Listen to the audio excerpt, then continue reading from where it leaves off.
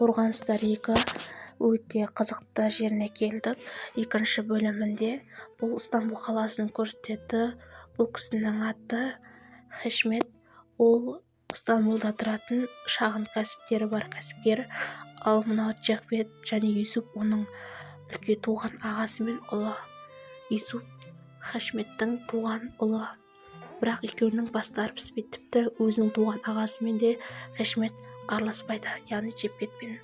Ал мұнда балалар осындай жүк көлігіне қамалып Стамбулға келді. Бірақ осы жол полициясы тексеремін, документтерін тексеремін дегенше орман жаққа қарай қашып үлгірді.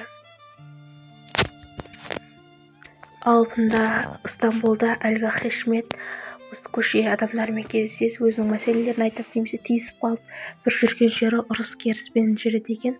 Ал бұның қарындасының не істеп не қылып әлгі көшедегі ер адам қарындасының басқа еркекпен тұрғанын көзбен ымдап көрсетті.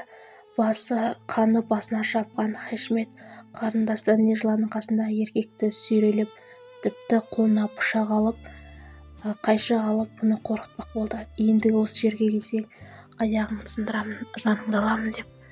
Көшедегі үйлердегі барлық көршілер осы Хешмет пен Нежланың не білдіріп айқай-шу шығарып жатқанына барлығы қызықтап қарап тұр.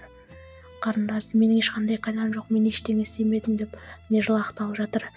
Ал ағасы оның түгін қоймай ұрысты. Ал мұнда ауылдан келген орман ішіндегі балалар тіпті аяғында аяқ киімде жоқтығын, Злиха болса аяғына коламен аяқ киім жасап беріп жатыр. Және тегін көшедегі мусордағы киімдерді киіп, аяқ киімдерді киіп, осы жерден барлығы келе жатыр. Үстерінің барлығы сасық, әрине. Көше адамдары ыңғайсыз көзбен, біртүрлі көзбен балаларға қарап жатыр. Рәмзия болса үйінде де айқайлады. Бұл жерде айқайлау себебі үлкен ұлы Джекбеттің беріп жүрген тамағын ұқсатсыз айтпай берген үшін қолына жеп құсып, одан қалса сен неге менің Джекбетпен араласасың? Ол адам өлген. Ол көшеде қалған қорғансыздар не істерлерін білмей мешіттің алдына келіп, мешіттің ішінен жуынып, осы жерге түнеуге шешім қабылдады. Өйткені баратын жерлер жоқтығын. Барлығы жуынып, тазаланып, мешітке аналарына дұға оқып, және осы жерде жайнамазды үстіне қосып жатты. Үстеріне жамылып ұйқыға кетті. Ұйқыға кетпес бұрын барлығы аналары мен әкесі үшін дұға жасап, Аллахтың өзінен пана тілеуін және еңінді уақытта бақытты болуын тілеп көз жасымен. Осы кезде мешіттен ән айтып жатқан кішкене ғана балым еді. Оны мешіттегі имам естіп қалып, өйткені барлық ауданға естіп жатқан. Содан кейін балымға келіп, сендер кімсіңдер? Бұл жерде не қылып жүріңдер? Өйтіп айтуға болмайды деп, ұйықтап жатқан балалардың барлығын оятты. Қазір мен сендерге полиция шақырамын.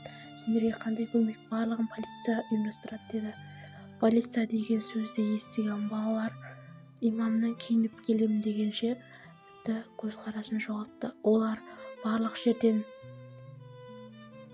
ұста Аслан ағаны іздеп жүр. Алайда Аслан ағасы Джекбет еді. Бірақ оны ешқайсысы білмеді.